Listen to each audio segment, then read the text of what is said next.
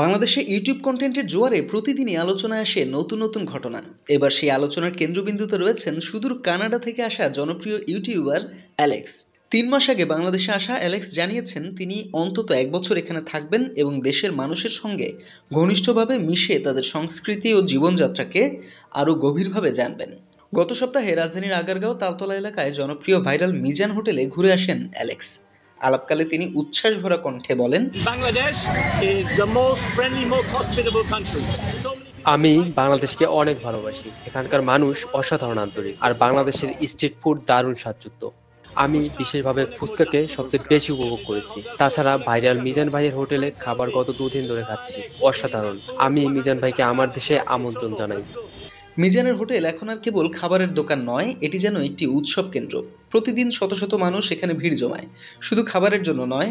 অসংখ্য content creator, YouTuber ও টিকটকারদের মিলন মেলায় হোটেলটি রূপ নেয় এক প্রাণবন্ত সামাজিক আসরে। আগে এখানে খাওয়ার পর গ্রাহকরা নিজের হাতে প্লাস্টিকের বয়ামে টাকা রেখে যেতেন, তবে সাম্প্রতিক সময়ে টোকেন সিস্টেম চালু করা হয়েছে। এখন 100 টাকা অগ্রিম দিয়ে টোকেন কিনে খাবার খেতে হয়।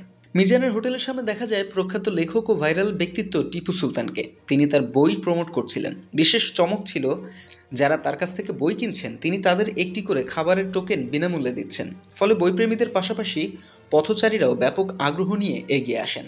একই সঙ্গে সেখানে একটি আবেগঘন মুহূর্তও ধরা পড়ে। একজন মানুষ তার হারানো ভাইয়ের ছবি সম্বলিত প্লেকার্ড হাতে দাঁড়িয়েছিলেন। জানা যায় 3 মাস আগে মোহাম্মদপুর মাদ্রাসা থেকে তার ভাই নিখোঁজ হন। ভাইকে খুঁজে পেতে তিনি ভাইরাল মিজান হোটেলের সামনে দাঁড়িয়ে আবেদন জানাচ্ছেন। এই দৃশ্য দেখে পথচারী ও উপস্থিত অনেকে আবেগাপ্লুত হয়ে পড়েন।